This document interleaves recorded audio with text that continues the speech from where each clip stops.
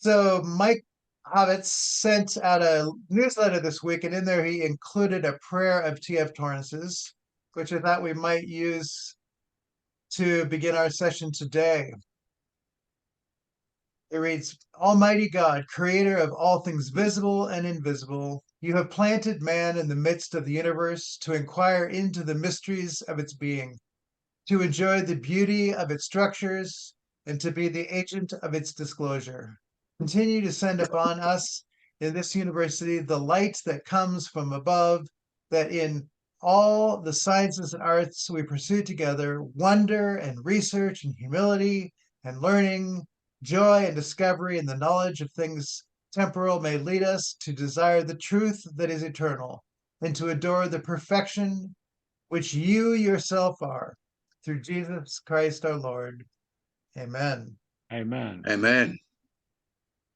So that's a very, I think, an appropriate prayer in the light of the nature of the book that we're looking at, and really the whole series that is engaging theology and science at the frontiers of knowledge.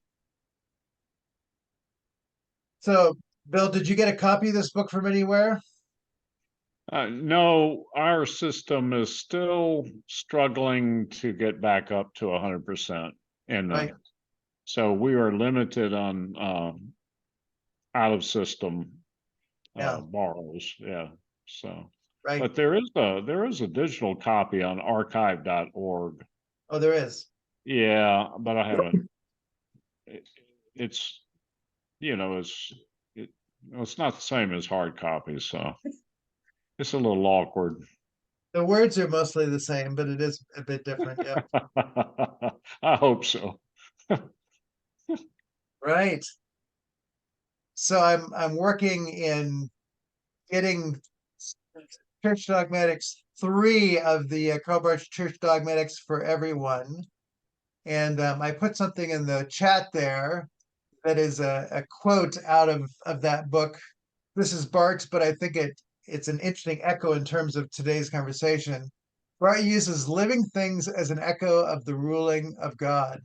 For the true image of the cosmos, which is ruled by this king, is undoubtedly that of a natural structure, a living plant perhaps, or some other organism in which the various parts, root, stem, branches, leaves, buds, and fruit are all mutually ordered, in which the presence of all the others demands that each one should have its own place and function, in which they all have a different place and function and are therefore different from one another, from the other. This sentence illustrates the theology of nature, not natural theology. We understand nature because we begin with God rather than trying to understand God through nature. Did you say you posted that? Did you say What's you that? posted? Did you say you put that in chat? That's in the chat. Did it not come up for you? You came Nope. on since I posted it, so let me No. repost that. I'll copy it and repost it. Is it just Oh, me? thank you. Oh, Brian. No, I can't see it either. Okay. I'm blind, folks, because you don't want to see me eating my breakfast. Well, it depends. What do you have for breakfast? What are you having? No kidding, man. Share some of that good-looking food, man, so we can cover I it. make us jealous there. So can you see that It's a now? mix. Yeah, we can see it now. Oh yeah. So the part in quotes is coming directly from Karl Barth. The Yeah, I little see. sentence before and after, those are my sentences. But this book, the whole question of the cosmological argument, the nature of how we understand or possibly argue regarding God's existence through the nature of the created world, that's really what Carvin is dealing with here. And so Barth's basic logic that the nature of the one who creates all things, that is the place that we begin. But we don't want to reject the natural world as part of what I hear Barth saying. And this has, I think, echoes that come in the work of Torrance and in Carvin today. And that is that there is something about the structure of the world that we need not merely turn a blind eye to, as though there's nothing that can be said about the creator because of the created world. and that a good theology isn't going to just stay in the heavens, so to speak, in eternity, but it will come and speak about the nature of the world that God creates. I think Torrance's, long-term vision is that the sciences would become better because theology gave us a greater attentiveness to the whole structures of what is created, the nature of the interrelations of all these things, Einsteinian and Maxwellian fields, so to speak. So the question of the original arguments that were put out there by Aquinas, these obviously have a long tradition of people ending up saying, well, they don't really prove anything. So that's going to be taken on somewhat today. So Bryden, I see that hand is up. It's clean Well, too, so you haven't got any of your breakfast on the hand. So yeah. Thank you. No, it's a spoon. I eat my breakfast with a spoon, brother. I'm not with my Shona brothers and sisters at the moment. They eat their breakfast with their hands. It's interesting. Now, to the point. What I think is terribly delightful about your last bit there in your quote, yeah, is that wonderful book, The One, the Three, and the Many, by Gunton, his Bampton Lectures. Yeah. He takes the three traditional transcendentals, goodness, truth, and beauty, and he then says there are three more that explicitly derive from a Trinitarian understanding of the Creator. Relationality. I mean, that's your tom-tom. It is. If ever there was a Marty Folsom tom-tom, that was It's it. all about relationships. That's right. Relationality right across the board amongst all levels of reality. And the human relationality, of course, is the peak of it in the created order. Mm-hmm. But in the Trinitarian order, it's just quintessentially unimaginable. Yeah. Second is, I want to translate it as thisness, a kind of particularity, a kind of specificity. Yeah. And in your quote, each in its own place, each has its identity, each is related to other bits in the parts of the whole. Delightful thisness. And the third one is the most tricky, perichoresis.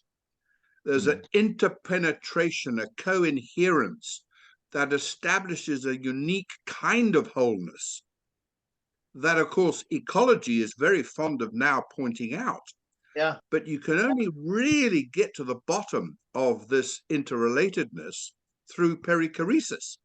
Yeah. Where each identity of the persons of the triune God constitute each other. Yeah. There is such a profound interpenetration of each with each. Yeah. That, I mean, even so those that's three enough words for me. interpenetrate one another. Yeah. It's so I think Colin Gunton has really nailed something for us. And I will always start with him, the triune God, and we can work down to nature if you like to use that language. Yeah. There you go. Sorry, mate. No, that's great. And that's what Karl Barth wants to do. And that's what I think T.F. Torrance wants to do. So it's a tradition that is acknowledging something here. The book or book series that I'm working on, The Science of the Personal, argues the same thing. That science itself has been given this frame around it that it can only deal with objects.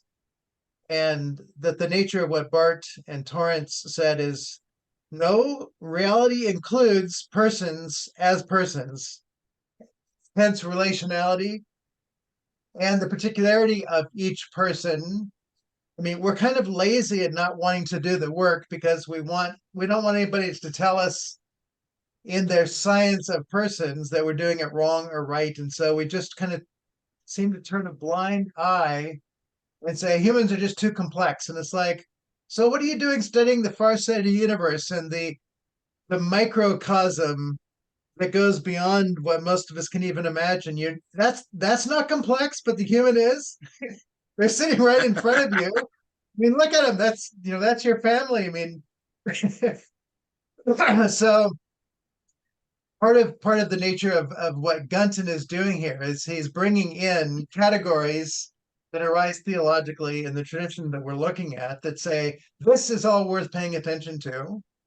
And the degree to which we do pay attention to it is the degree to which we're going to have a greater fruitfulness in our knowledge that allows us to live in the light of the reality that God is, and not to atomize the world in a Newtonian kind of way and break everything apart so that every person thinks they're an individual who can do whatever they want without recognizing the impact on others.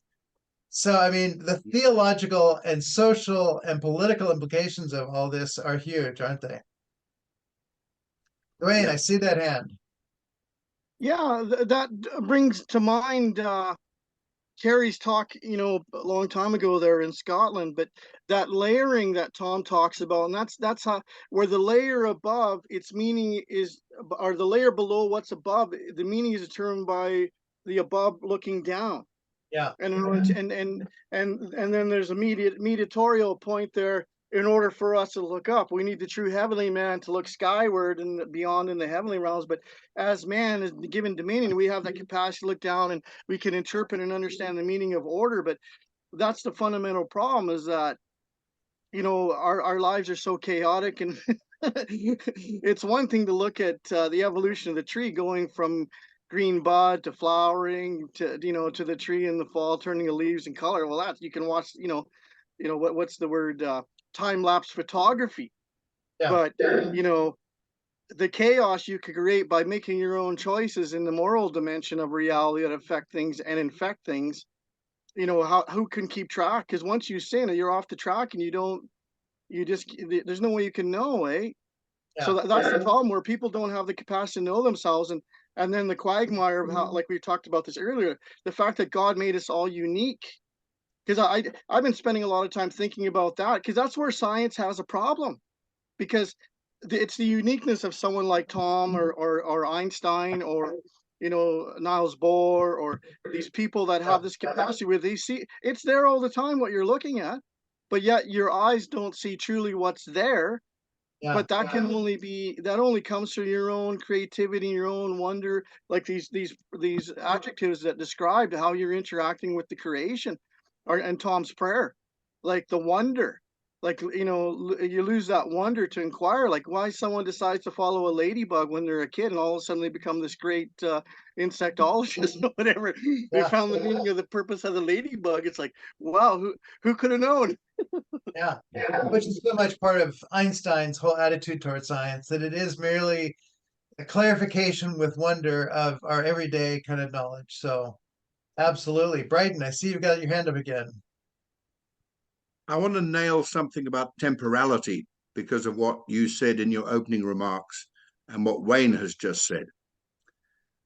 If you look at nature and you look at time-lapse photography, Yep. yes, time does seem to be somewhat cyclical.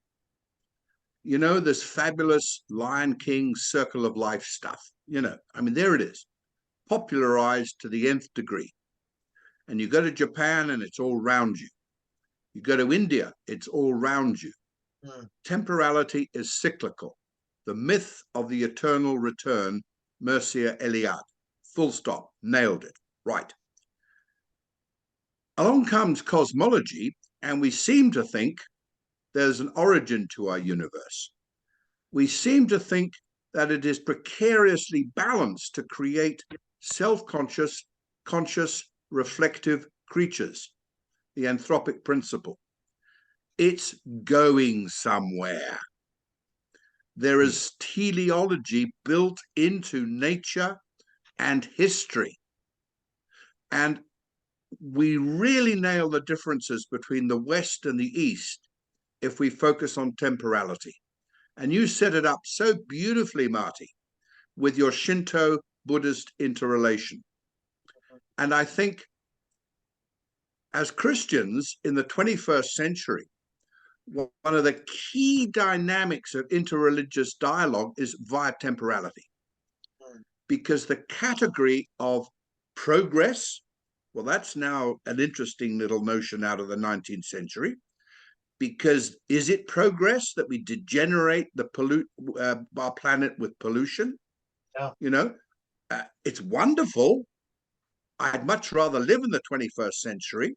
You've flown back from Japan. What a joy to be Yeah. exposed to aircraft travel. That's progress. Yep. You know, the Wright brothers couldn't quite get that far. Now, moral progress? Well, you know, moral rearmament gave it a bit of a kick in the 1930s, but look what really happened. So, temporality, I think, is a wonderful thing. Teleology, another wonderful thing. And I really have to say that in this interreligious dialogue and cosmology with science, design, purpose, teleology, the universe unfolding, I mean, 13.5 billion years is not a bad effort. To me, these are the most beautiful things. Again, working from the God of Scripture, who carefully plans salvation history, Abraham right through. Enough from me. Yeah. No, it's good. And yeah, all of these whole big worldview things, Yep. which today's science is another worldview in theology, and Torrance is trying to invite us into a conversation. Looking at a whole history of these kind of birthing moments. They're not moments, they're whole epics and seasons. And to say we have to live in the tensions of those. We can't merely throw out the past. We need to say there's something about the way that people like Aristotle and Aquinas and Descartes and Leibniz that they modeled something of trying to progress on, even though they didn't have the final answer. They just said we've got to keep advancing and working, and not throw out everything, but keep improving at some level, right? And so he's going to be arguing for that, for the nature of particularly the cosmological, and he'll talk about the teleological argument at the end as well. So the thing that you have to say right up front is that Torrance is always quite clear that he doesn't want to begin from below and proceed above, and that it's a hard line that Carvin takes here. He keeps trying not to do that, but and I think he maybe succeeds to make some points. And in the end, I think he really wants to say that when creation and scientific discussions come together, the nature of what's here is exploring possibilities. They can't be thrown out, but they can't be proofs. So to say can't be thrown out is the step really that he's wanting to take forward. And so often in the dialogue today, the debates with the new atheists and all that, there is simply a throwing out of the Christian position. So I think that part of what Carvin is wanting to do is to say, we can't throw them out. We can't get all the way to proving God, but we should be in discussion together.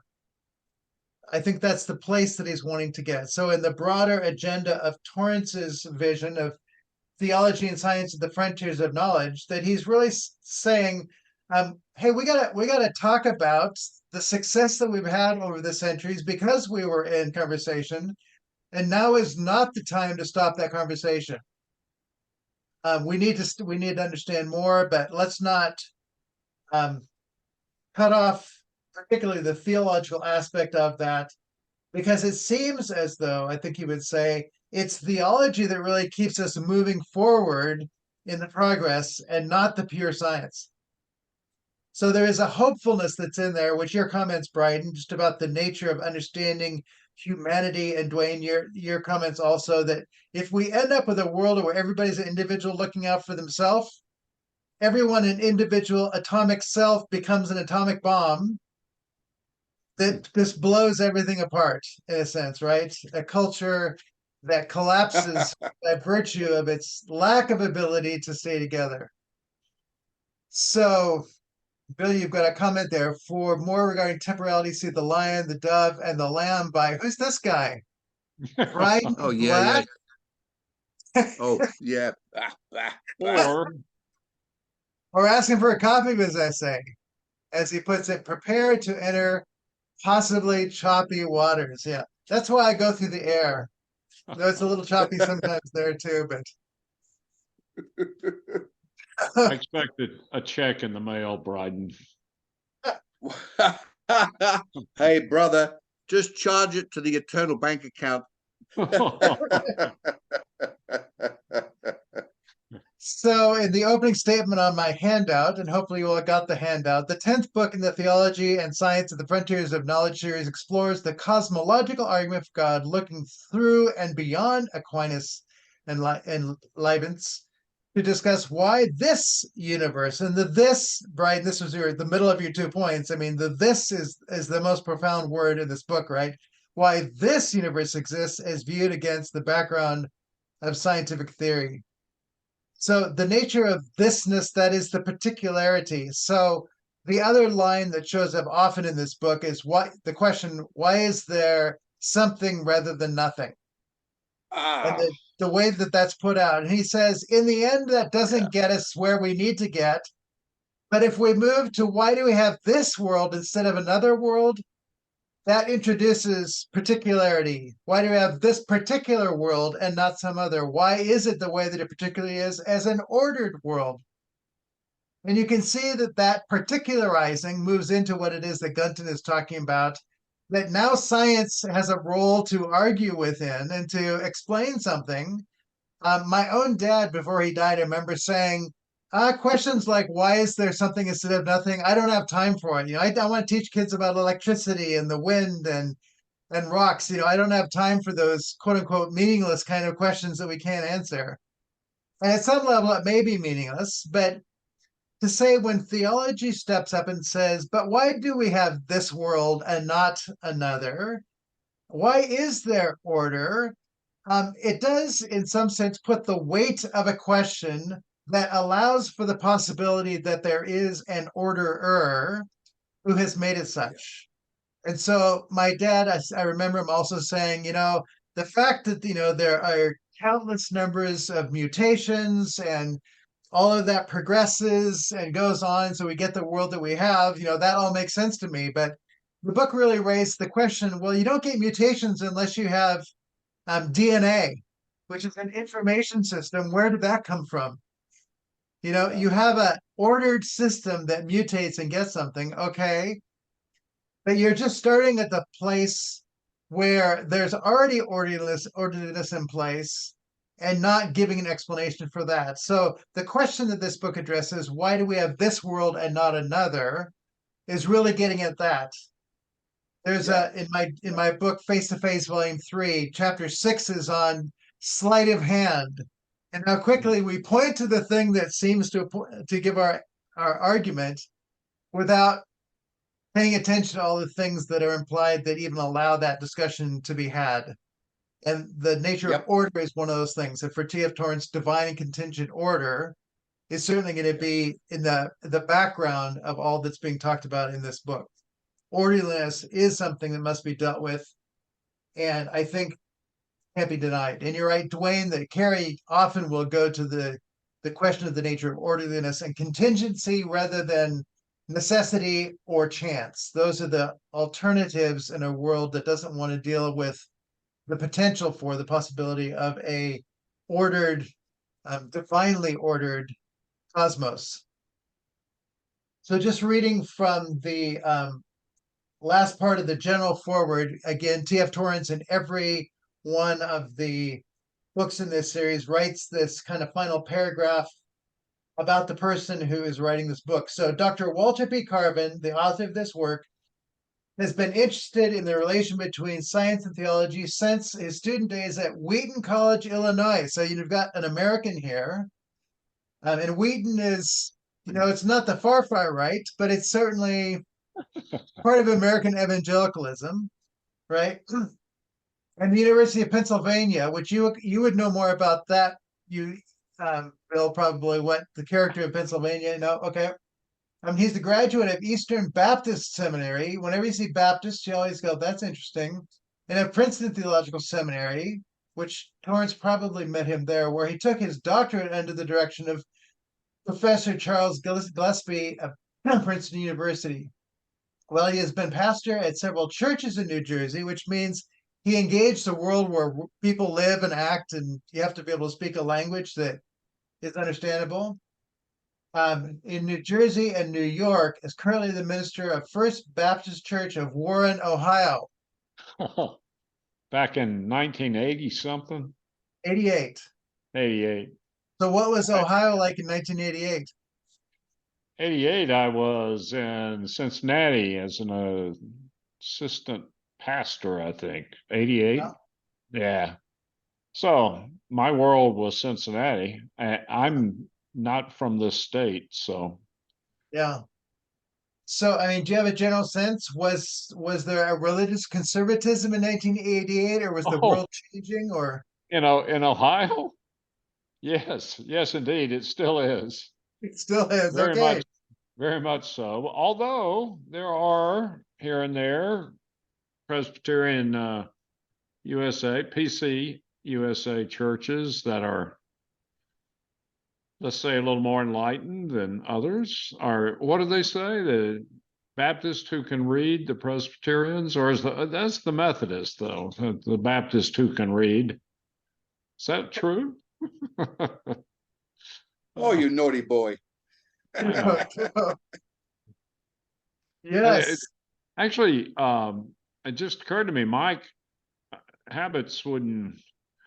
Maybe I shouldn't say that around him, but I think I heard him say it once. I'm not sure, Say which? but he has a different vein Different of. kind of Baptist? Yeah, I think so. Don't you?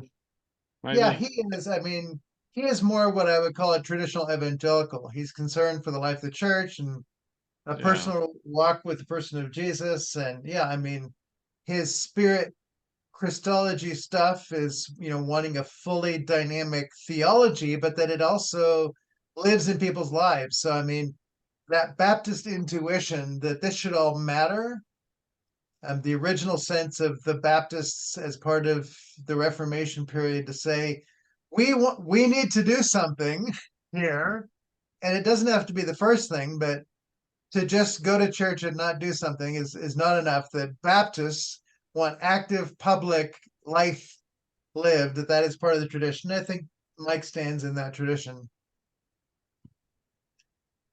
So continuing on a bit here, so he also teaches a religion and philosophy at Youngstown State University. Do you know anything about Youngstown State University, Bill? Youngstown? No, I don't. No, okay. He I'm a writes, poor source in that way. that's okay.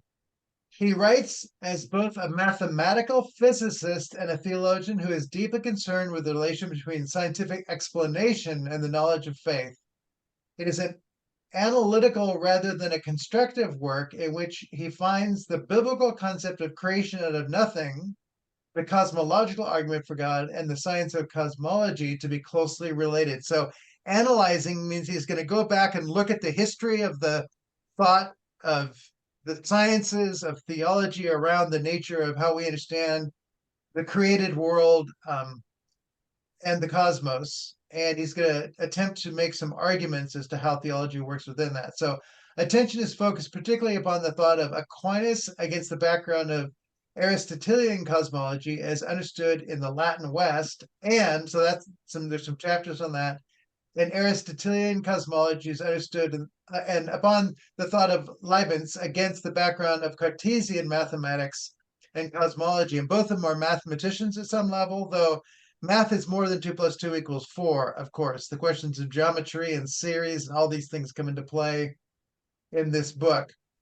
In each case, he, that is Carvin, finds that the concept of creation and the traditional cosmological argument for God must take their meaning and force from the broadest scientific view of things. Now, I mean, this is going to be where a Torrancean kind of view comes in, and that is that the nature of reality precedes our reflection upon it. And so he's going to want to affirm that all of these people are attempting to engage in reality, some of it more engage reality than others. And the more we engage reality, the closer we move to the possibility of God. He will never want to prove God from that, but he will want to argue for the reasonableness of functioning out of the possibility of God as the source of the cosmos. So the implication for modern theology is that the doctrine of creation cannot be isolated from the cosmology of the day, and that the dialogue between science and theology continues to be essential. So we don't want to just live talking about creation as though there is no theology, and a theology that doesn't acknowledge the world that we live in. Either one of them is impoverished if we don't have the other. And then he gives reference to Robert Walker of Edinburgh, who kindly joined with us in checking the proofs, for which we are most grateful. So Bob Walker was still doing great things even back then, continues with Furbush and all that today. So Bryden is offering a copy of the Triune Deity and Perichoretic Temporality. Message him if you are interested in that. And PCUSA, Todd said, is right. Right about what is the question? So, I mean, that's there is much that Oh, they're boy. right about, and there's much. It depends I on. don't, Jesus is right. Everyone else, please refer to the one above. Let God be true. Let God be true. Let God be dear. true and every man a liar. Yes. E.F. Yes. Torrance loves to quote that. The humility of theology and science to recognize that in the end, we know very little. We're all just children looking at the glimmering of the glory of God in the dark in some ways. But so, Through a glass darkly. yes. So the nutshell here, this book recognizes the limits and advances of science in each age. So one of the things that the book wants to develop is that we needed to have Aristotelian thought and we needed Descartes. You know, each one of them helped us to move forward. And we shouldn't just throw them out. We should say that some of the advances in theology, even, they didn't try to run around them. They engaged them and then said, you know, I see what you're saying, and I'll raise you 5 points by bringing in a theological implication that maybe had been missed. So he's really trying to create a conducive conversation between science and theology where the nature of the advances forward really understand both what is being said and the good that is there and are willing to affirm it, but also say, but hang on a minute here. There's something else to be said here, which my friend Richard Dawson, he was with me in New Zealand. Alan Torrance said he loved having Richard in class because his hand would go up in the back and he'd say, hang on a minute there. And, you know, as a professor, to have a student who's willing to, you know, really engage subjects and to clarify, just what a delight that is. And so in some senses, that's what this book is trying to do. It's saying, yes, it's all good, but we need to keep asking the questions. Are we being as adequate as we need to? So beyond Aristotle and Descartes come revisions that open what is possible, and the word possible is important to this whole book, in explaining the place of God as the creator of a contingent world developed by Aquinas and Leibniz. So the contingency piece is going to also be introduced in this book in ways that I found helpful. This is not a book of proofs, but it is one that exposes possibilities to understand the nature of reality in the depth of its being. So exposing possibilities, I mean, there's something about Polanyi's indwelling, and that in indwelling, we begin to see what we couldn't have seen before. That is part of the journey of scientific exploration. And even the levels within the strata of Torrance's understanding of the strata of knowledge, that there is a sense of what it is to, in every layer, you discover the layers that are above and you're able to penetrate more completely within them. So Descartes, Brian says, a bit more ambivalence in my view. He certainly has left an impact though, hasn't he? Oh, huge impact. I mean, Yes. the difficulties I have with Descartes, I think, yes, there are overlaps with mathematics, but the skepticism that he initiated Yes. becomes a real problem. The search for certainty that he initiated became a real problem. That's right. And I love to put confidence, which is Leslie Newbegin's solution, if you like, alongside the Enlightenment search for certainty. Absolutely. And I mean, the interesting thing about confidence is it still allows for objectivity. Yeah. And we are trapped culturally in a world of collective subjectivity, not just individual subjectivity. Yes, we're trapped inside that too, atomistic. But these social constructions, in inverted commas, are just another form of subjectivity, human subjectivity collectively. Yeah. And oh boy, are we seeing it? Yeah. I mean, Hamas versus Israel, Israel versus Hamas. Jordan, the dear king of Jordan, kicks Biden in the teeth before he's taken off because he buys Hamas's narrative. And now what's emerging out of the Gaza hospital tragedy is a little different. And you have to quietly say, guys, keep your mouth shut until we know what's going on a bit better. Yeah. Yeah. Well, the whole question anyway, that's between the word subjectivity and personal knowledge in Polanyi's sense of all knowledge is personal knowledge. Sometimes we are reading in a kind of knowledge, and that's what we're calling subjectivity. It's the reading in of one reading that misses the full reading that might be there. So in the case of Middle East, the lack of a proper personal knowledge of seeing all that is going on means that there are defaults in subjectivity that just complicate and confuse the situation. Is that a fair? Time and time again. Yeah, good. So Todd says we should, in one or two sentences, define the cosmological argument. And so, in one or two sentences, to say the nature of the fact that we live in a world that is designed, the cosmos appears designed, and therefore it must have a designer, to use some of the language of Aristotle, a first mover, a prime mover. It couldn't be self-existent is an argument for God. The nature of the world as we find it demands that there must have been an intelligent ordering of it, and that being we call God. Does that work, Todd?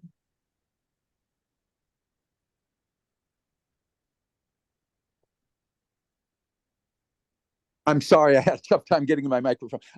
No, that doesn't. That sounds more like the teleological argument.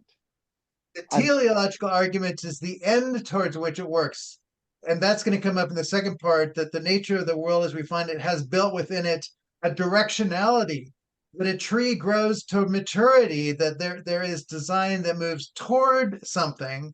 This is the design that moves from something, the cosmological argument that there must be a source that is created as such that is the teleological argument, the fact that things grow to maturity and keep becoming complexified and they're working together. The telos of the teleological is something that's the Leibniz part is really expanding that argument. Okay. Since my mic is on, I think we maybe should cut Mr. Aquinas some slack in that the word proof has sort of morphed language to language, and just to give him a break, he wasn't saying that, okay, I've got you, I'm herding you over to the corner pocket and you have to drop into my conception of the belief of God. You have no chance because it's mathematically, I'm proving with mathematical certainty here that God exists. When he said proof, he was saying, this makes sense to me. Yeah. What do you think? And here are my five big, this makes sense. So God makes the most sense more than no God or your rival conception of God. And that's about as far as it went. Yeah. No, I think that's an important clarification. And to say the history since Aquinas has looked at proof as though proof is a final proof, and you can't prove God to me. So people have used it in a way that Aquinas maybe didn't intend to. And then they say he didn't give them enough for them to be convinced. And so then they throw out the 5 proofs and say, you haven't convinced me, without recognizing that they're making themselves the judge of all things, and that, they are the rule of truth, that is another problematic piece. And they're not submitting to Polanyi's sense of what it means to be a scientific community where we submit to one another's understanding, keep advancing it forward. So the book itself is one, Carvin is wanting to say, I am not attempting to finally prove. So he is speaking at the level of the contemporary reader who maybe hears the word proof in that heavier kind of way and saying, that's not what this book is trying to do. But I think what he is trying to do, Todd, is exactly what you're saying Aquinas wanted to do, and that is to be in a conversation that advances the clarity with which we can look at the world and what is created, and not exclude things that we should be talking about, which is so often the case, but keep them on the table and maybe even move that conversation forward, and to recognize that there are people who've opened those doors. People have heard of Descartes. He's really building on Descartes' understanding of motion here rather than his argument from I think, therefore I am. So to get the part of the argument that Descartes is arguing in this particular book, which I hadn't really heard that much about it, and to see what happens with motion as a sense of how the universe is constructed, and that Leibniz, who I have done hardly anything with, comes in as like, oh, he had another theory, that the law of series, and it adds a whole dimension that moves the conversation in the way that, Todd, you are seeing that Aquinas wanted, that it's clarifying and advancing our knowledge rather than a final kind of proof, but it allows us to say more than what had been said. And he's going to say it gives us a lot more to say. And at some level, it takes us to the point where you can no longer say, well, we can't include God as a possibility anymore, which is I think it's an important step forward. And again, it's keeping the dialogue between theology and science open to say, how do we keep pushing each other to be clearer and to say what can be said? So Brighton says, reasonable doubt allows advances. So that's very much what this book is trying to do. My cogito is but an immersion in a social world.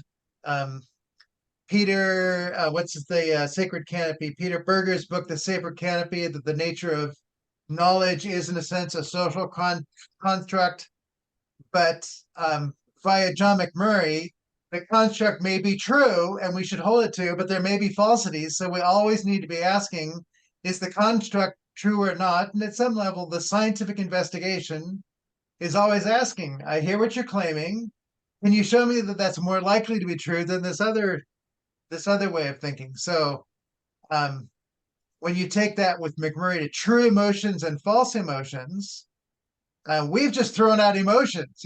We can't talk about it. There's no stability there. Well, McMurray says all knowledge is emotional, but some of it's actually true. There are things you should be afraid of, and you need to know how to respond to them. And there are things that are just propaganda, and you need to be able to recognize it so that you can say, oh, that's creating a false emotion. And because we haven't done the work with that, we've become profoundly susceptible to being emotionally played, manipulated, because we don't have any filters to recognize true emotion versus false emotion. So part of this book then is clarifying, how do we maintain an intellect that's emotionally adapted to the world as we find it, and to be able to make claims that are true in the light of that. So just to clarify what it is we're doing with Descartes in there, and then I'm going to give you the floor in a minute, but you've made 2 other points. That is why we imply deity, that and equals, and you've got something explained there, and then motion accelerates and Leibniz calculus. So you can say something about those as well as what it is you've got your hand up for. What I love about Aquinas, he's simply saying, oh, by the way, deity has a sort of a sense, a sensibility even, and his 5 so-called proofs are kicking off the perennial philosophy of medieval times. And I think if we acknowledge Todd's point there, that the word proof has undergone an extraordinary change of meaning. Yes. And I think that's what the 5 ways are trying to say. Hey, guys, we have a generalized sort of vague concept and notion. By the way, bang, that's the kind of thing. Then motion accelerates. Leibniz versus Newton. I mean, who invented calculus? The chances are they both came across it independently of each other. Because when you consider motion accelerating, forces and vectors and the whole question of momentum and momentum increasing, all of the Newtonian mechanics that we now take for granted, and the calculus, the differential equations that even a high school kid learns now, that is something fascinating. I mean, acceleration is a weird notion. Once you go from motion to acceleration, wow, I mean, here we go, guys, exponential graphs are kind of fun, I so don't that's enjoy what I'm them trying that to get much, at but there. I'm glad you do. And then last but not least, I love that little book by Polanyi, Science, Faith, and Society. Yes. So I wouldn't even go to Peter Berger with his social construction of reality. I would go back to 1946 and Science, Faith, and Society, right, where he talks about the community of scientists, right, who exercise their faith and their doubt because they're not quite sure about some hypotheses. Yep. They want to advance, they want to refine, they want to reformulate, and it's a gem of a book. Yeah, I've still got my copy from my school days. Term there, a society of explorers. Sorry? A society of explorers is the term he uses for that, and it's a lovely phrase, and I think gets at exactly what you're talking about. So, Science, Faith, and Society, simple book. In the end of my book, volume 3, I have a concluding postscript for agnostics, which I don't know if people read much, but it's for agnostics, and I make these statements. These are just the lead-ins to some paragraphs. It is not necessary to believe in God, and the word necessary is important there. And then in the next paragraph, it is not impossible to believe in God. And that's part of the spirit of what this book is looking at.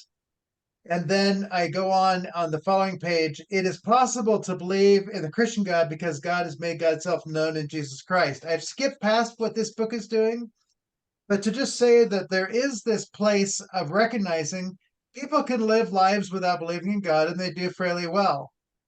The nature of the openness to consider that third point of Jesus requires that you at least have the possibility that there could be a God, so you can hear something instead of just saying, don't want to hear it.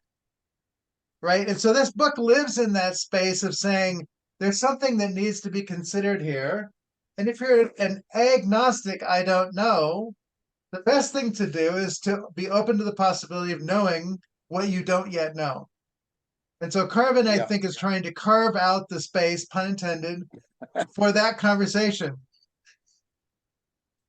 So the nature of his work also is he lived in a world where he had to talk with people as somebody who worked in the life of the church.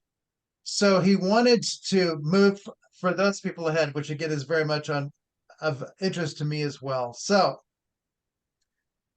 the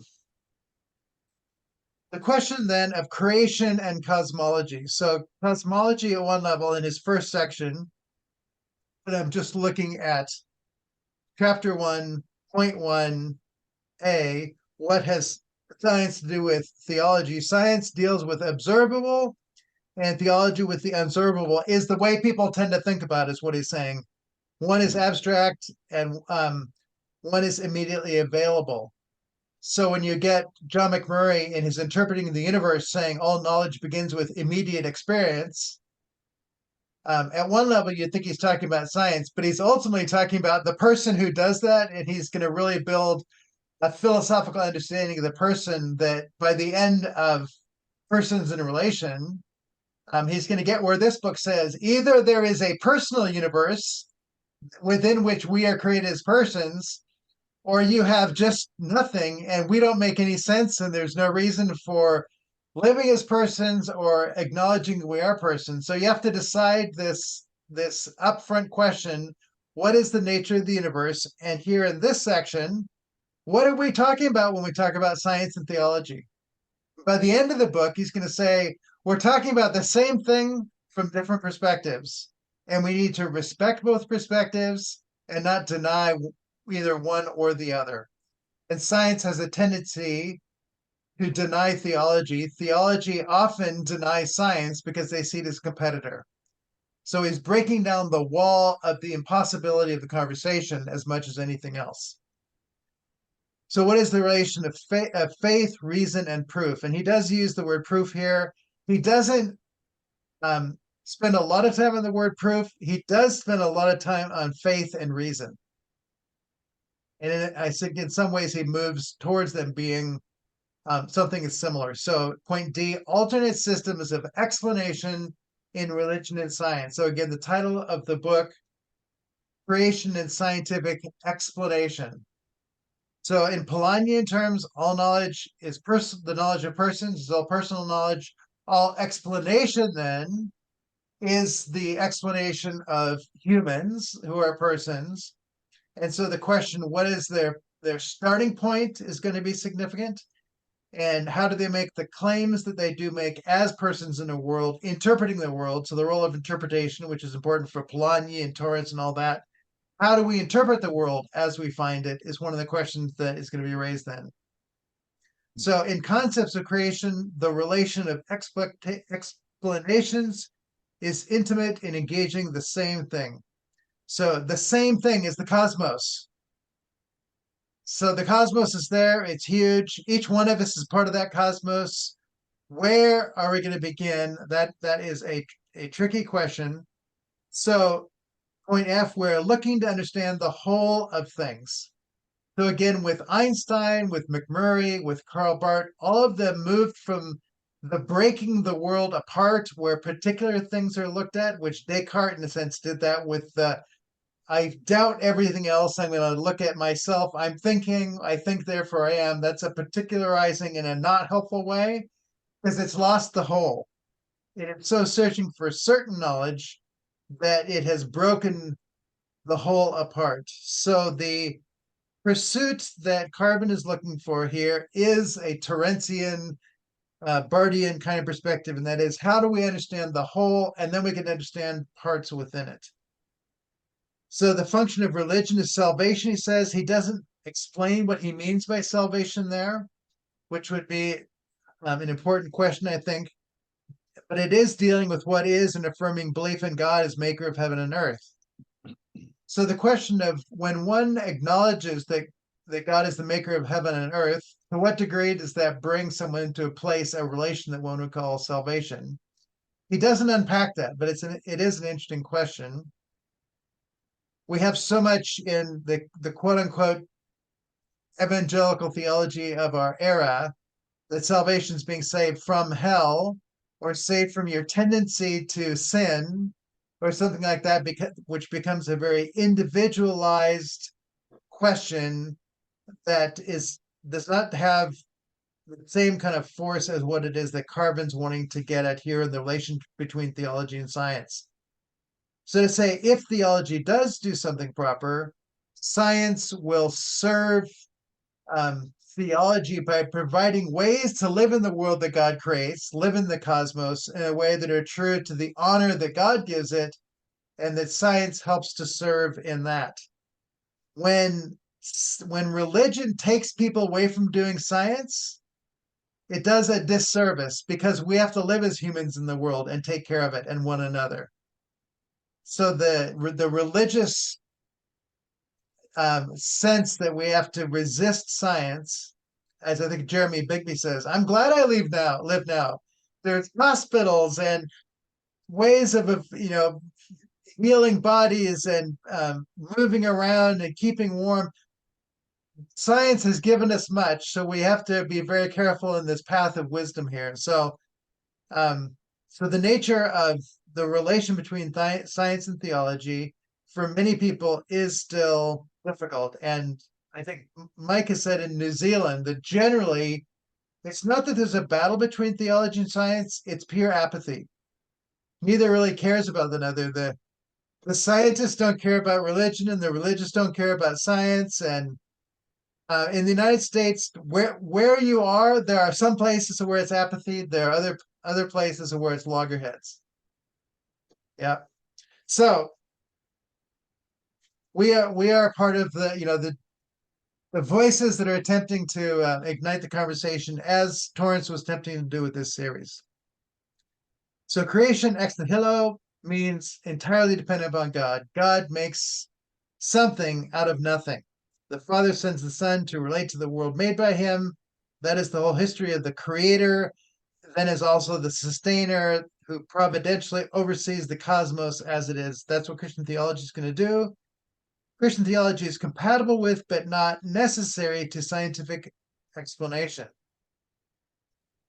Well, part of the question is, what are we going to define science as? I mean, Bart and Torrance wants to say theology or science. Theological science is the science of the study of God. And if God is the one who creates the order in the universe, whereby what we call natural science does its work, then there is a role. And he'll get here by the end of the book. Science can talk about what is, but not why it is. Theology can talk about why it is, but it really has to be in conversation with the scientists to talk about what is. We need the doctor who knows how to go in and do surgery in my case, it was, to heal AFib, to go in and cauterize the heart. The theologian didn't learn how to do that. The medical doctor did. And so to say at some level, all of medicine, all of science, if it was done within a Torrancean Bartian worldview, would all see themselves as ministers of God in the world, of serving it in all the ways that we as human beings need to be cared for and care for one another. That it would all be the ministry, and the word ministry itself means service. And we wouldn't have ministers who see themselves as authorities other than authorized to serve, which is what a doctor is. So I see Todd's been writing here. So if Leibniz and Newton did not discover the calculus, others would have. This raises the question of all the things we have not yet discovered. And largely we'd say there are tons of things we haven't, but okay, we'll go with that argument. Math essentially is discovered. In a sense, that's what science is. It's the discovery of what is, I think. That's what katafusin is, more than invented. Reminds me of TFT's point that all was created in and through the Logos, all including our inquisitive minds made in the image of Christ, to know the Creator and his creation. Logos is a complex word implying not only word and expression and logic, but also understandability. So, yeah. And Bonhoeffer's play on the term that good theology is counter logos, meaning standing against all of our reasonings to correct them in the light of the person of Christ, is to say theology has a corrective role even with science. And this book is, in a sense, trying to play out that. Counter is too strong of a word. It's a corrective logy, a correctology. Do you like that? A correctology, not a counterlogy, a correctology, to keep improving the nature of our reasoning, and to say that's what dogmatics is for both Bart and Torrance. Dogmatics is the corrective work of taking what the science has said and saying, how can we understand it in a more thoroughly or more correct kind of way? Mathematics was waiting for a mathematician to arrive. And the question, what are we waiting for now? In some ways, and T.F. Torrance says this, he said, the physical natural sciences are doing well to make the Einsteinian breakthrough. The social sciences have not yet made it. We're still stuck in the world of the atomic individual vision of humanity, and even our social sciences are taking those and in some way impersonally seeing them, that hasn't fully seen the field of the personal, McMurray's word, in a way that corresponds to the field of Maxwell's electromagnetic fields and Einstein's fields of all the dimensions that he brings there as well. So the world of the social sciences and theology still needs to catch up with, Torrance said, what it is that's going on here. Yeah, I think that's true too. And I'd say, Gunton stands with Torrance and Bart in that. The book you mentioned is probably one of my very favorite books. I just think it's so insightful in tracing the history of thought there and things that are missing and what it looks like to see with this new relational perspective. So I am in total agreement with you on all of that. The book? The book is The book called you The One, mentioned? the Three, and the Many by Colin Okay. Gunton. Yes. So, having laid this foundation that there are two major worlds of thought attempting to engage one reality, the whole of the universe, the cosmos, he then goes on into chapter 2, the science of cosmology. Well, before I go on from chapter 1, that was the one chapter I did post. Did anybody have any comments based on what you did read, questions or anything from chapter 1? Because I'm assuming nobody else had much access to material after chapter 1.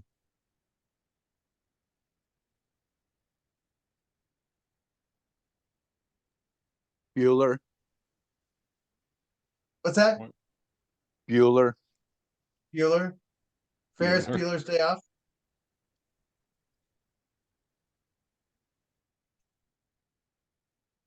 What are you saying, Todd? That's Well, Ben there was just Stein a asking the there was just a question. Bueller. Is anybody there? Is anybody there? Bueller. Let's see. Okay. Calling the roll. Yeah. Thank you for remember. that translation. I was out of touch with that. Actually, can I make a comment about what Todd is talking about there Yeah. with Tom's? That's what John McKenna was all about with Tom. Like, he really took to heart what Tom was after with his interface between science and theology through the Word. In the beginning was the Word, and the Word was made flesh, and nothing was made without him. Yeah. And that was the key to everything. And then Tom and John were looking at John of Philoponus and his impetus light theory, and we, in the 6th century, when he had that physics figured out between the separation between the creator and the creation, and how everything had possibility and how you could explain it, and we were stunted in growth, for 14, 15 centuries now, and it's still hard for people to understand, because I think one of the key components that's hard for people is that it's not just teleology, it's eschatology.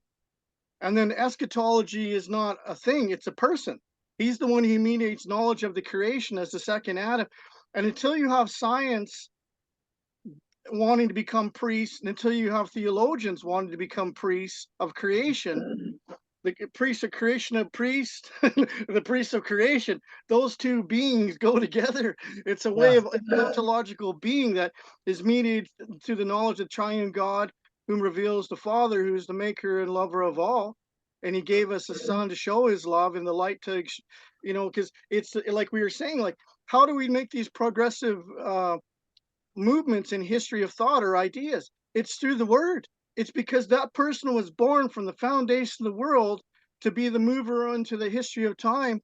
And it's not cycles, it's progression to the destination, the end from the beginning. And it's like Tom would say, it's not cycles of life.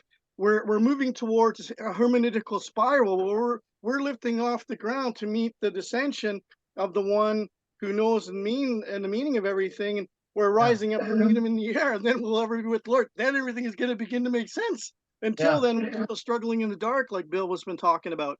Yeah. Yeah, well, I mean, there is the big picture of the end, even in the lifetime of a human being, to say you were created to love the one who loved you and to love those who this God loves. That's a teleological, it's an eschatology in the short term. What are the ends of what it is that your life is made for? That is something that our culture seems somewhat blind to.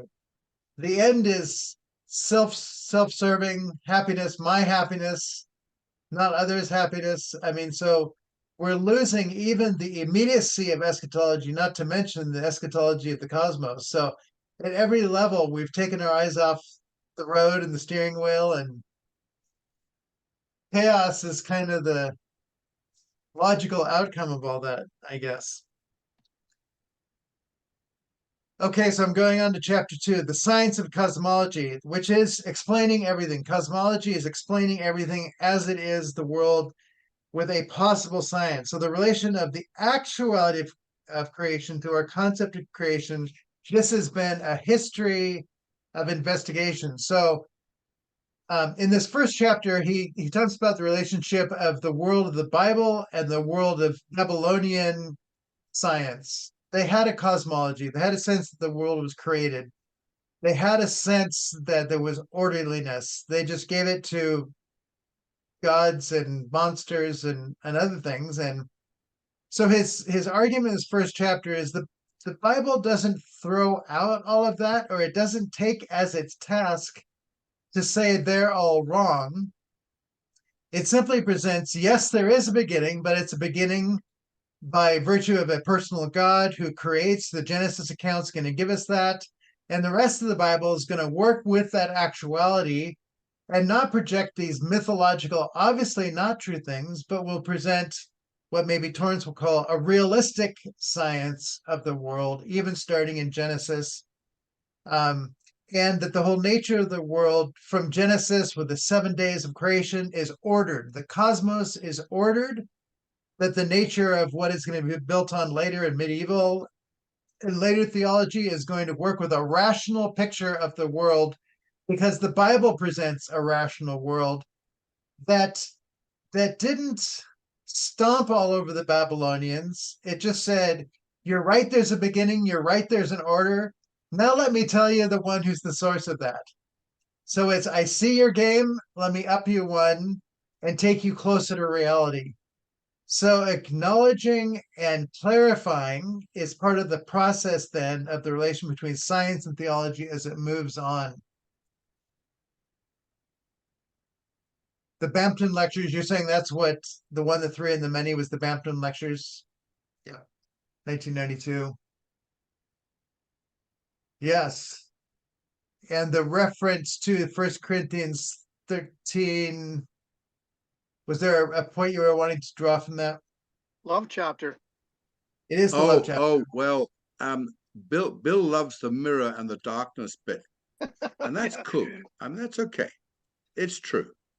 We're only little pygmies and we're only infants. But 2 Corinthians 4:6. Yes. The God who said, let there be light, has shone in our hearts with the light of the knowledge of the glory of God in the face of Jesus Christ. Oh, man. I mean, I'm sorry. For me, that's an archetypal purple passage. I mean, it ties everything together. Yeah. I mean, the face, hello, Marty, face to face. Yeah. There's this extraordinary thing that Paul has done in those first 6 verses of 2 Corinthians chapter 4. Yeah. And then, of course, verse 7. Ouch! We have this treasure in clay vessels. Yes. Therefore. Oh, dear. Oh, dear. And the clay vessel is knocked down, but not knocked out, is the J.B. Phillips translation of the climax, I mean, knocked down. Oh, sorry, Bill. You've been knocked down a few times, brother. You're old enough to be there. Yeah. My favorite scripture, 2 Corinthians 4:6. The whole image of Moses coming down from the mountain with the veil. And when the veil is removed, then we see face to face and we behold this one, and we are being transformed by the Spirit. As we see, we are being transformed in the light of the image that we reflect. I mean, it is that dynamic. And this is the work of the Lord, the Spirit, in that transforming work in the reflecting, which is, it's highly recursive right there. But it's not just a reflection. This mirror transforms as you look at the face. Yeah. So, yeah. Well, that's Todd, where the we've got a freedom face, comes brother. in. John McKinney's that was what John was working on, the freedom of God and the God of freedom, the great I am. Like, because that's where it says that where the Spirit of the Lord there is freedom. So it's going to be such an amazing thing to be totally unrestrained. We have no idea what kind of restraints are on us because we're been put in a box because we're sinners. you know, and that veil motif is from the little apocalypse as well, where the veil is over the nations. It wasn't just Israel that had a problem. It's everybody of all the nations, where the veil, when that veil is removed and people can begin to celebrate, you know, right along with the removing of the veil is the great hospitality, where the banquet is set up for everybody with rich meat and fine wine, and death will be no more. Like, you know, that's the thing. It's that eschatology with the hope, because that's the problem. If you stay on the flat plane, it's nothing but despair. Like, what do we invent stuff for other than a means to an end? But we don't even know what the end is. Where that's part of the problem. Like, where too much of our work is done in darkness, because it's not really, it doesn't cohere the reality of things, how actually they are, because everything we do is abstracted, and everything is lost the personal. And you know, I was you know, bring a side comment about the seven churches. I don't know how many times I read Laodicea, but they they're they have need of no thing, not no one. They don't even, they've got everything.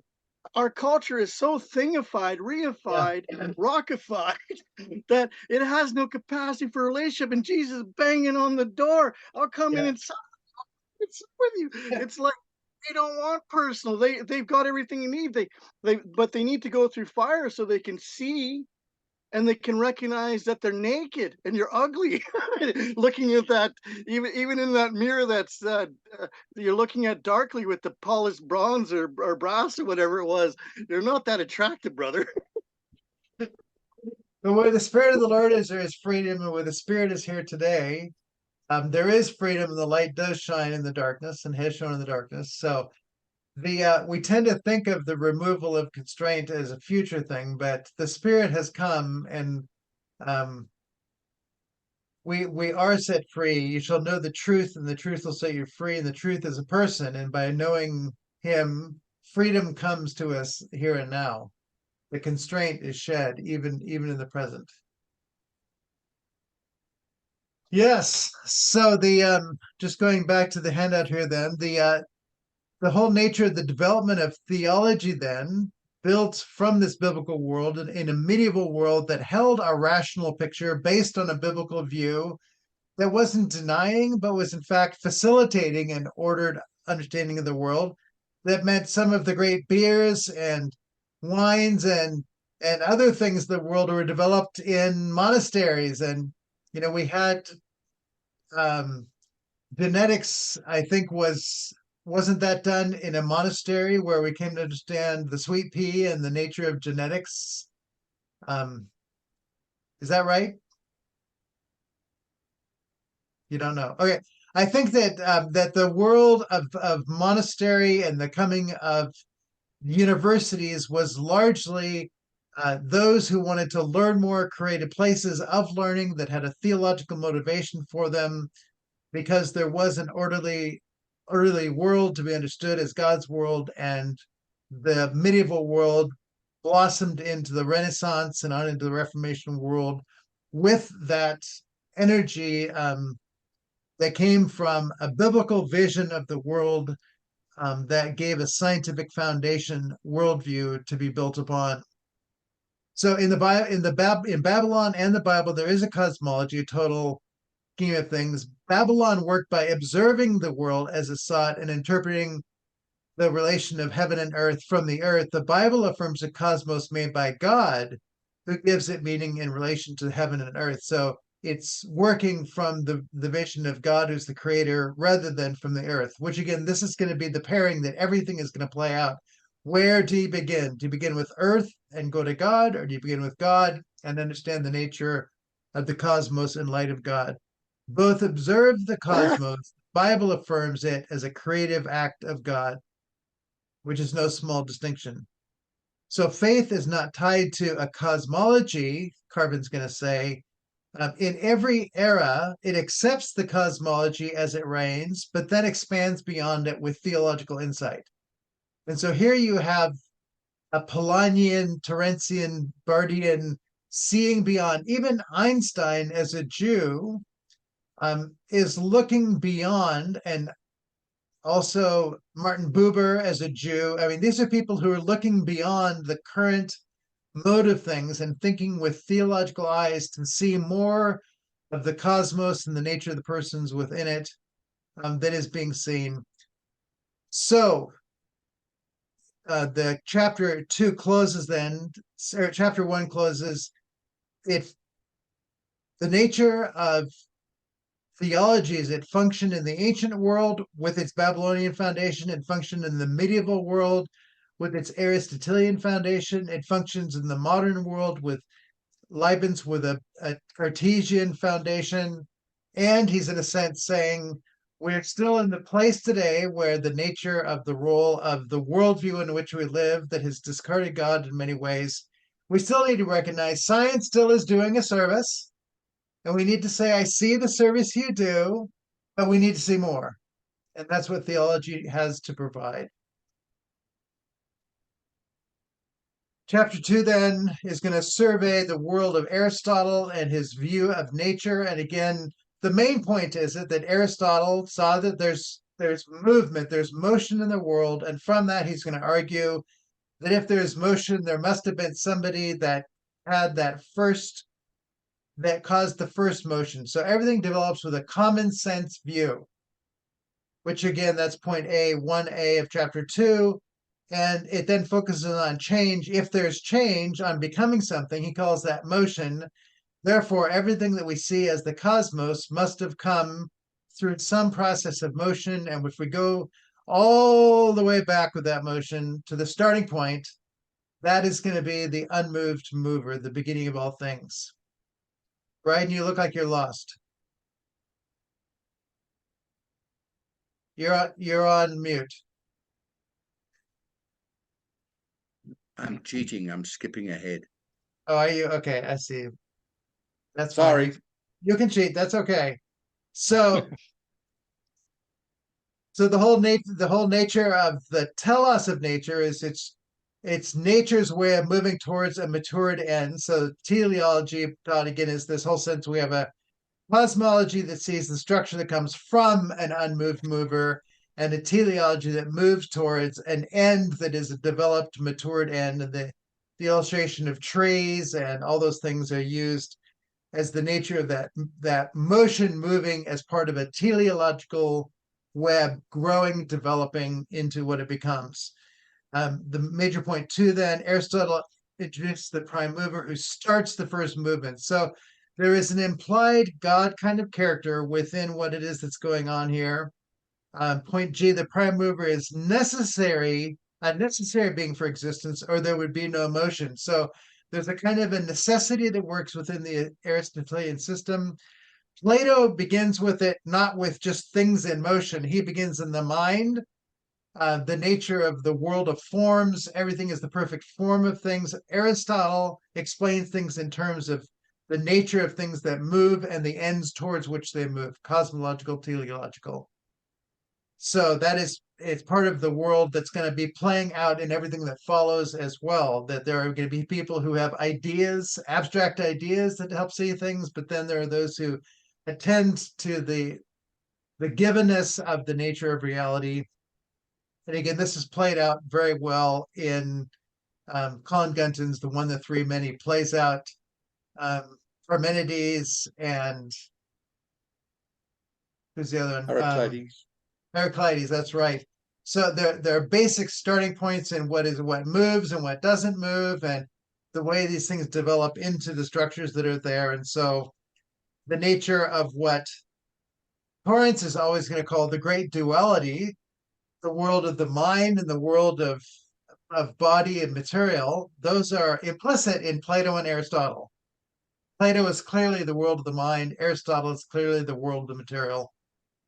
And so to say that there's always going to be reasoning within those two, and Torrance and Carvin here are going to say, ultimately, we have to say, no, we can't separate them. You can distinguish them, but you can't separate them. Right? And so it's the holding together of them. That's what we need to do. So space is the place of the contained body, and it has boundary. The cosmos is the place that arises from ordering. So this idea of ordering is going to go through the book. It's one of the main things of the nature of cosmology is that there is observable order. How are we going to explain that? the question of why is there something rather than nothing is not as clear as that might be. Carvin's going to argue because we don't really have a concept of nothing. When's the last time you really experienced nothing? And he just says we haven't. So he says it introduces an idea that you can't really even play with.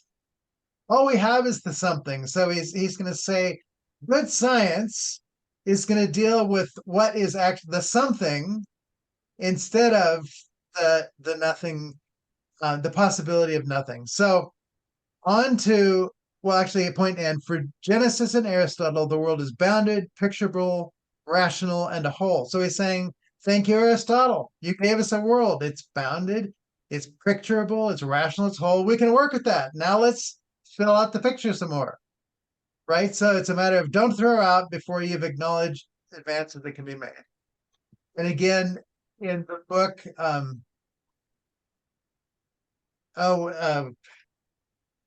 he was in New Zealand, the Deep Trust, what's his name, Brighton?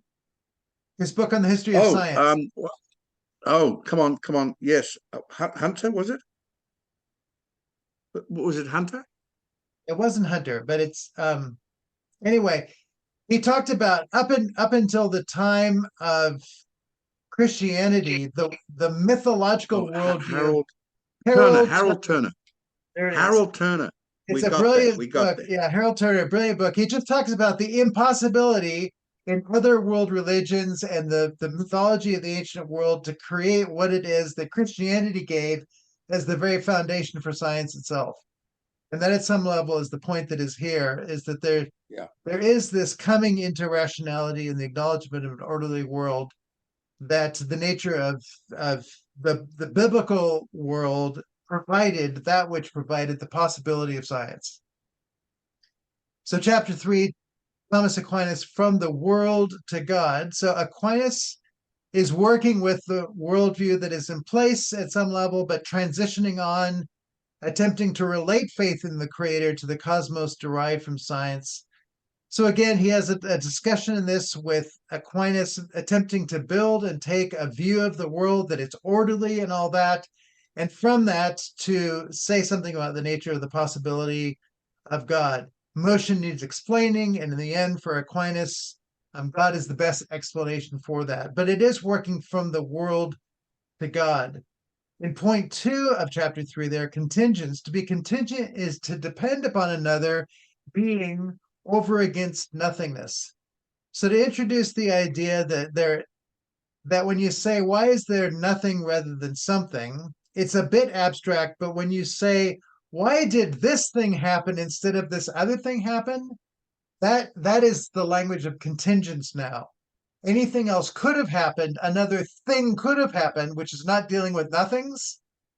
Now it's saying what did happen is one choice over against another, and the reason that it developed in the orderly manner that it did introduces for us the concept of contingents, that the formed thing does not come from the formless, that there is something about the necessity of explaining why things are the way that they particularly are, why this has ended up being this way, why the human has come to be a human in the form they are. It's just part of that. And so Aristotle had a sense in that the necessity might be something like a star or an angel that was the source of all things, but didn't get to the point of God. I see that hand, Dwayne.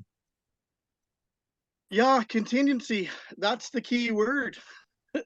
I know John used to go off on that, and same thing with Torrance. Like because that's what the human mind cannot handle. Because we just read over the freedom, and this is the kind of freedom, and Paul Mahler was talking about his freedom, and we're going to be discussing the freedom of God and God's freedom. Like we're overwhelmed by the freedom we have. We can't handle it, but yet God in His all powerful. That's what it means to be all powerful, is to control your freedom. Yeah. And that's what we can't understand, like His mercy, His patience, His long suffering. That's all part of God's nature and His freedom. And when He reveals Himself as the great I am, He can do all things. Yet He restrains Himself in His freedom because He remembers we're but grass or dust or whatever, and it's just the wonder that we've lost because we abstracted God out of the picture and eclipsed him, you know, like the veil. Like it's not a veil, it's an eclipse, literally, where a smaller object in its contingent freedom can put it out so that it remains in the darkness. And so that's the problem with science, because and you know, because even like that child, you don't assume that you know everything as a child, and you take things as what they are. It's unfiltered. Whereas whether you're Christian or not Christian, as soon as you grow up and sin taints your nature so that you're skeptical, like we were talking about, and not willing to receive knowledge and then keep pursuing it, because you have to embody it and relate to it personally. And it may take you a lifetime of discovery to, even once you experience it, it's only after. It's not a priori, it's a posteriori. And that's part of the problem. Like everything you're doing, trying to explain face to face, is a posteriori, because you've encountered Carvin, you've encountered Tom, you know, and that's part of the problem with the way we try and exchange knowledge. Like that personal knowledge, it is so personal, and it's a treasure that's just, everyone should be valued for their experience. I'm gonna go to Todd there. He's got his hand up. Go ahead, Thank Todd. you. Regarding contingency, we're both in modern cosmology and biology, information runs the show in modern science, as far as the way modern cosmologists or biologists or biochemists see the world. And information is absolutely based on contingency. Without contingency, there is no information. Something that is law-like and deterministic, as in not contingent, cannot hold information. Something like a crystal, like NaCl. NaCl is mantra, repetitive, simple. Again, mantra, not message. But information is contingent and not constrained by natural law. Anyway, so in cosmology, for instance, Bryden mentioned the anthropic principle. There are so many tight boundary constraints that allow for life in the way the universe began and is expanding. For instance, if it were expanding 1 in 10 to the 60th more vigorously, there would have long ago been immediate heat death and no life. If it were expanding 1 in 10 to the 30th less vigorously, it would have collapsed back on itself, and there would have long ago, and there would have been no life. Anyway, things are just Goldilocks, just right in so many boundary constraints, which can be, which are rightfully called high information recipes, you know, for lack of a better word. And then in biology, of course, you know, you don't need to, not much needs to be said about how information just absolutely runs the show. Like Michael Polanyi said regarding the information in DNA, he said information in DNA is just as the chemistry of the ink and paper do not determine the information in a newspaper headline, so the information in DNA comes from outside physics and chemistry. Whoa. Yeah. Excellent. Yes, Polanyi getting a lot of space here today, and that's great. He should. He's in the background of a lot of this. I think he's one of the voices that is not always brought to the front, but he's part of that advancing in how we think scientifically. That's part of this whole piece. So contingence is much part of that. I mean, the phrase today, consider your source. I mean, where are you getting your sources here? That's all contingency too. If you're listening to people with an agenda, then your contingencies need to be, measured and corrected to make sure that the nature of what we're calling truth has some kind of truth. So this is true in science, politics, religion. Contingence is significant everywhere in the pursuit of truth. So the nature for Aquinas, again, Carvin's going to say that Aquinas doesn't get us all the way to God, but he gives a good sense of just identifying the nature of of why we should do what Todd said is we should say, this makes more sense to me than it just all came from chance, or that there was some necessary way that it came this way. None of that makes sense. That God is a good way to fill that in at some level, but it doesn't get us all the way to God. So Aquinas wants to ask why this cosmos exists and continues, and just to acknowledge it needs an explanation, which is what this book is all about. Just say, instead, why is there something other than nothing? To say, there's a world here, where did it get all of this particular form of being? So chapter 4, then, the third way to God, in an Aristotelian framework, derived from reason, experience, not revelation, is still going to be problematic. But it's going to argue that there is a requirement for some kind of a weight of asking about the nature of the origin, and that in many ways we just have to say science itself cannot give us that, but that the nature of what proofs give us is distinct from what faith is, and that is that faith listens to the personal witnesses of the God who comes and speaks, i.e., in the person of Christ, and that the nature of the world that Aquinas worked in, he had resources theologically that science didn't. And so here you have both Aristotle and Aquinas looking at the cosmos, looking at order, and Aquinas is saying, well, it came from somewhere. I don't know. There was a mover back there somewhere. And Aquinas is saying, yeah, that, I'm going to, in faith, say that I'm going to acknowledge the witness of Scripture, but that's God, which isn't a proof. It's just making a contribution on the part of theology that at some level science just can't make. And Garvin's going to make the comment, it's really impossible for even a time machine to take us back and stand there at the moment of creation. There wouldn't have been a sense for us to stand outside of creation to see creation. There's an impossibility of proof even being something that would be possible if you were even to quote unquote be a witness to it. So, point 2, God's creation, all being is created, and it's created from nothing ex nihilo, that there is a sense of beginning that is part of the modern era, that there are those who just had a sense of infinity, which I think for Aristotle, there isn't a beginning of time. For Aquinas, there is. And to say science in the world we live in today says there is a beginning, which means that it's gone more with the Aquinas theory than it does with Aristotle, where there's simply infinity.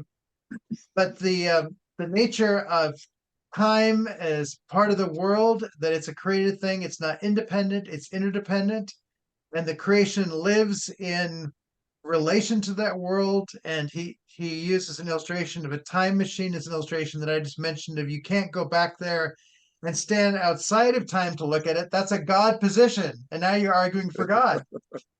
Right? So the nature of the world's existence can't be solved by science. The only one who can say anything there is faith. And so reason at this point, he suggests, has to be tutored by faith. This is Carvin says that.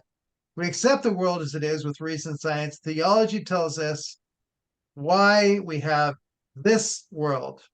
So we don't want to throw out science because it gives us explanations as to the constitution of the world, but we need theology to explain the why of this world. Might I add that it's surreptitious that no, not surreptitious. Anyway, it's my brain. Anyway, it is amazing that TFT was living during a time and we're talking about the cosmological argument, that we're living during a time where it has become scientifically accepted that the universe had an had a beginning based on astronomical discoveries of expansion such as Hubble's redshift and Penzias and Wilson's cosmic background radiation, et cetera, combined with the implications of a beginning that are sort of pregnant in relativity theory, that the universe didn't just expand, but expanded out of a 0 point for time, space, matter, and energy. And anyway, that just occurred during TFT's life. Prior to 1929, rather ubiquitously in various physics and astronomy texts, et cetera, it was assumed and preached, if you will, that the universe is infinite and eternal. But because of the evidence, we have great confidence now that the universe had a beginning, which of course is bad news if your worldview is materialism and has all sorts of theistic or deistic implications in it.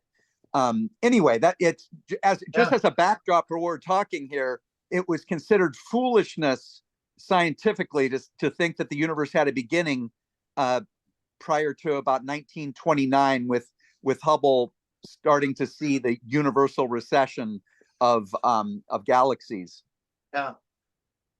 Yeah, and I'm skipping over a lot of those kind of comments within this book. It does have a lot of rich material on the development of thought and the nature of time. And if you think it's infinite, that there is no first mover, there is no beginning. It reduces a lot of the nature of the logic of order and argument, all those things. So anyway, there is much in that. This wasn't always entirely an easy book to follow because he uses mathematical language and things like that, and some of these come into play even with the conversations you're talking about. Chapter 5, the wedding of heaven and earth. So he goes on into chapter talking about Galileo and the whole challenge between science and church. That Galileo was really for what it is the church wanted to do, but there's a lot of misunderstanding of what it is that he was doing. But in the end, the nature of the division of how people thought about heavens and earth had become separated in such a way that the nature of what might be the heavens and God simply became not as available as what it is that the earth had to offer. And so there was a sense, a collapse as heavens and earth are separated, and the distinction leaves people surveying the earth and make heaven, in a sense, part of the earth. And therefore, God and the heavens and all that seem to kind of go away. So it's, again, this transitions of thought that unnecessarily neglect to acknowledge the nature of who God is. As the categories of science develop, the nature of motion in a structured world with its states, we're becoming more and more to discover all those things, to use Todd's sense that science is a process of discovery. Heuristic for Bill, that's the whole heuristic role of science, of discovering what is there. We need discoverers to be in that process that is there. Descartes comes in, this is chapter 5.2, as a mathematician, or maybe even more a geometrician, looking for a path to certainty, which there's a sense of looking for knowledge that's helpful there, the certainty rather than confidence, as Bryden has pointed out, that is what Leslie Newbegin is looking for. He's looking for something, and so he has presuppositions about what is clear and distinct. What is it that we can say is true to the world, and it means that there are things about the world of spirit that he's no longer able to engage. And so again, there's this further breakdown of the relation between the material world and the world of spirit and mind even. So the nature then of the way that motion works within Descartes' world. Motion is something that can be measured. The nature of God, I can't know God from motion. The only place I can find God is to look at my soul. I can't look at my senses for that. I can't trust my senses about God, but I do have something in my soul. So my mind can connect with God. I can imagine God. I'm a thinking being. I can think about God. And you may hear in all that Plato. God is in my mind. God, I can imagine God. God is in the world of thought. So to say that there is a sense in which Descartes and really Kant later on, they move in Platonic directions by making reality that which lives in the world of thought, the form of thought, the world of that which is not seen. Where something like what it is that Galileo's doing is just trying to align the nature of the physical world within which that which God has created was a better way forward. And Carrie Magruder is going to talk a lot about the advances of Galileo and Copernicus to really help us to engage theology and science dealing with reality. You've got to go. I've got work. Yes. I've got work. Yes. Okay. Thanks, I have guys. not made any advances. We Cheers, haven't Brendan. talked about the 12 yet, so we'll work on that. So the world for Descartes, God is external to the world and rules by push and shove. So there you've got, if anything, a deistic God of the mind who's outside of the world, not available to us, not able to be integrated into what it is that theological thinking would include. Chapter 6 is going to move on to Leibniz as a corrective on that. So he brings in science, but with Descartes, there was a sense of force and a measurement of movement in motion, which is called momentum. And Leibniz said, yeah, that's fine for straight lines, but the universe doesn't have just straight lines. We have curves and ways that things function within it. And so the phrase for measuring all of the dynamics of the world, he called a law of a series, a family of curves with variables that has the ability to see many things from many perspectives. And so it moves beyond the single straight line sense of Descartes, the certain single line, which for Descartes, motion has no memory and anticipates no future, which so there was no inclusion of a God who is the source, nor the teleological end towards which God might be moving. But for Leibniz, motion is the result of force derived from a law of series. There is, within motion, there is a programming, Todd, using your DNA kind of example. There's a sense that all things that are moving, they're moving because there is a purposefulness that is built into them. And they move in relation to that which is their ultimate goal, so that you end up with a world that appears to be designed to be what it is and is moving towards the fulfillment of that design, a progression that's contained within the beginning, a making actual of what was potential. And the potential piece is to say it was designed to be something, and the motion of it all in all of its dynamics is making actual or fulfilling to maturity that which was to be there. So he wrote an article called The Radical Organization of the Universe. This is Leibniz again. What is the reason for the existence of the world as it is? So he's the one that's really going to begin to move Aquinas' argument beyond the particularity of this world, and that everything isn't just straight line, appearing to follow kind of natural orders that one can say are just mere necessity. They're that way. There is a purposefulness in the world. It's following eternal truths for reasons, contingencies that aren't merely material, like in an object moving just in one particular direction. So he moves from Descartes' material necessities, which the whole world was that, to formal reasoning, things based on the nature of God, that there is a built-in nature of something that gives argument for the reasons these things work. And so they are created in a particular way as an expression of God's decree. The world is contingent, it is not arbitrary. All of the things from life coming into being, to DNA coming into being, to consciousness in the world coming into being, to male and female pairings of things coming into being, that all of these things appear to be part of a contingent world where there is a purposefulness that is that playing out of the anthropic principle that would be there. So the argument then that the book is building on here is that God chooses this actual world and builds it with potential possibilities that become actual within the history of the world. And that is the nature where theology has eyes to see what is the movement towards which the world is created, what is the role of God in the sustaining and the moving of that world towards the end that God wants. To not have abstract motion, but to have a concrete world. This is Torrance, right? A concrete world that's particular in the way it is, and we can observe it, study it. It is ordered possibility in space and time, and its movements are within that in ways that are contingent on God's guidance. So God is not abstractly outside the world. That's the deism that Torrance stands against so often.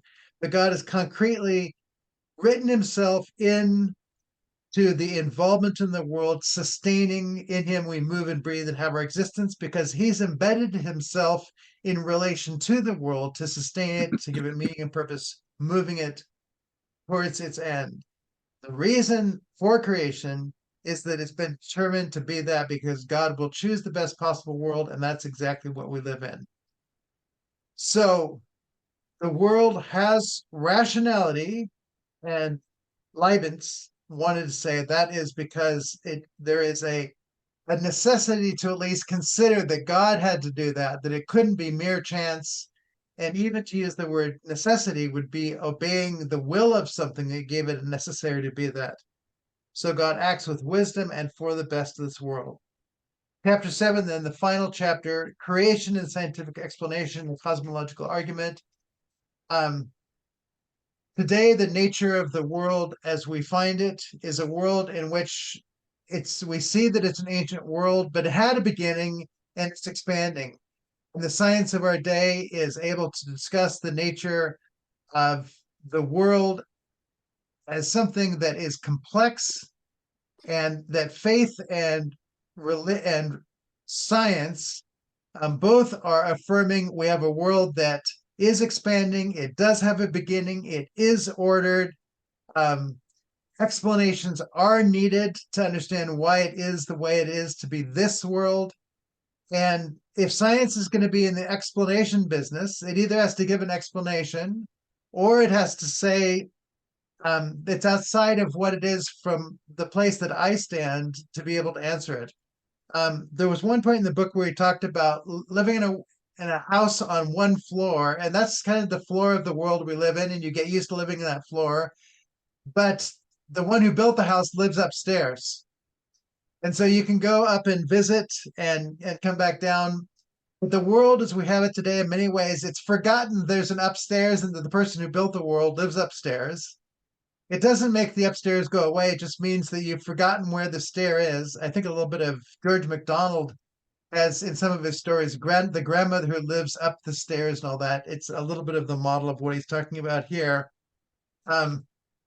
In the end of this, when he talked about the need for for the stair, at the very end, looking for evidence of God's existence, submitting to science that makes us live on the first floor and forget the second. Reason inclines us to living on the first floor. So a world without acknowledging theology is like living on the first floor and not aware that it's there. And point E, is there a royal staircase to and from God? He doesn't mention Jesus here, which I would have thought Torrance would have said to him, I'm the editor. The stairway's there. You need to acknowledge that the stairway from heaven to earth is in the person of Jesus Christ that makes sense of science that's there. So anyway, that's the end of the book there, but I jumped ahead just to point that out. So in the whole book, the whole point of the questions that are asked make a difference. And so if you ask, why is there something rather than nothing? It distracts us into an abstraction that can get no answers. But if we ask, why is this world here rather than some other world, then it requires of us asking all of Torrance's questions. Why is the ordering of the world here? What does the contingency point to that this world exists in the way it is? There is an ordering. How do you explain where it comes from? The scientists can only go so far. Theology goes beyond that.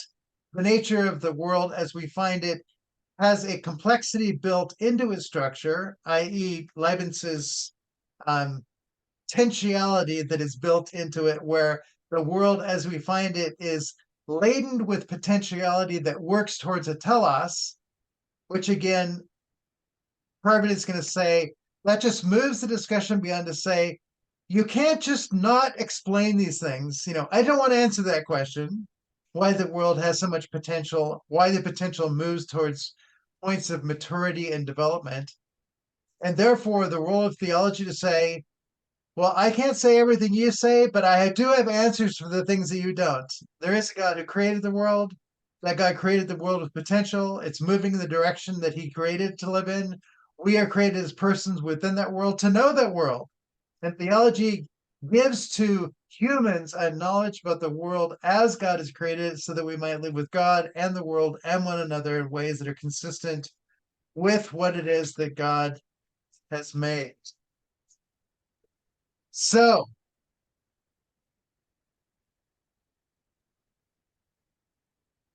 there's obviously lots more that we could talk about, but that is the basic argument of the book that he's unpacking there. Does anybody have any further questions or comments you want to throw out before we leave this book?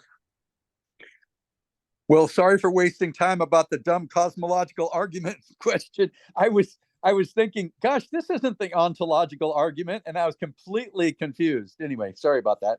No worries. It's the reason we do a reading group is to keep pressing into those questions and clarifications so that we have language.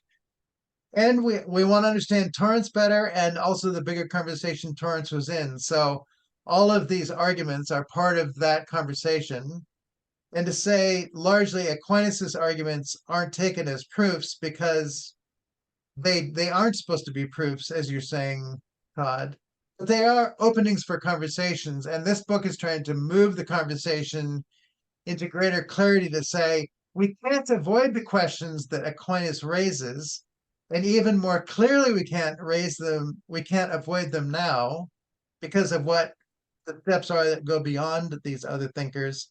And so it validates what it is that Torrance is doing in raising these questions and proposing theological science and the value of the dialogue between science and theology, to say there is a robustness in all of it that helps us to be better scientists and theologians in the end, to live in that conversation. And again, my point, here and out of this book, I didn't point out point in the last chapter, point 4E, we either work with a one-story universe, which is the world of evolution and it's all just chance, or a two-story one, a personal universe, or an impersonal universe, as McMurray says in the final chapter of The Form of the Personal, his Gifford lectures. The last one is the need to choose between either the universe is impersonal, just a one-story universe, everything's just object, or it's a two-story universe and there is personal being. We are persons and there is a God who is personal as well. And so for McMurray, there is a movement that's similar to this book that says, in the end, we have to say, if you're going to be a person thinking about the world as it is in an ordered way, wake up. The world, the universe is personal. The anthropic principle points towards that and everything else. And if nothing else, the fact that you're a person should point to the fact that the universe is personal and that you're given a capacity to know and understand it as a person. And that really science is just persons, as persons, understanding the orderliness of the universe created by a personal being. So anyway. Did he write anything else beyond this book? Because I like this one in the series. It actually, we got a lot of good vigorous discussion and a lot of truth was covered. Did he go on to write anything else? I don't know if Carvin wrote other books. The book we did last month by John Putterfoot, I just got this. So what's about Christianity? So he's still alive, and this is a book that he wrote. So the question, I'll try and see if he ever did write anything else. I'm not sure. Because he's asking the right questions. Yeah, he's asking the right questions, which was remarkable.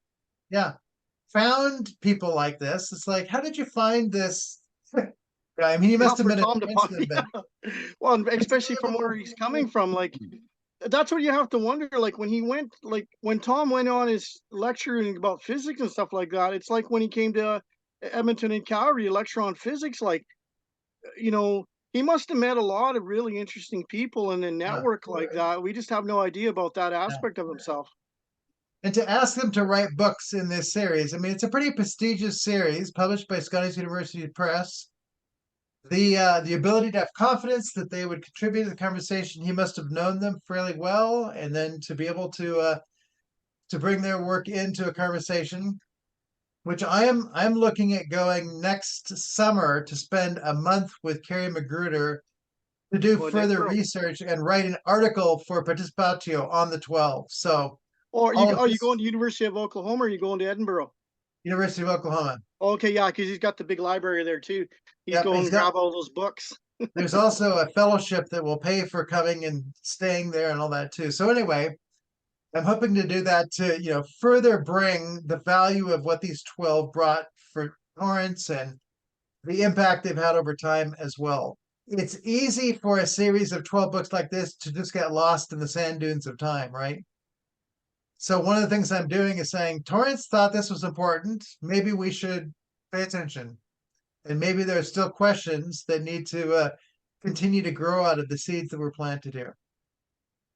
Oh, it's good stuff. Very good. Well, next week we have